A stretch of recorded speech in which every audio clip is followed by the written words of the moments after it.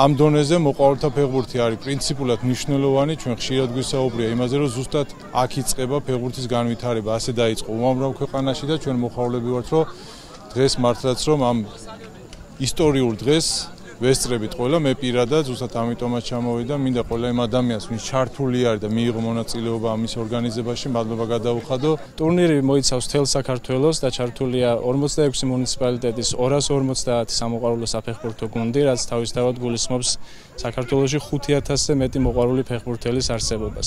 ტურნირი, როგორც გითხარით, იწყება დღეს 11 სექტემბერს, დასრულდება 14 დეკემბერს თბილისში გასამართი ფინალური მატჩით.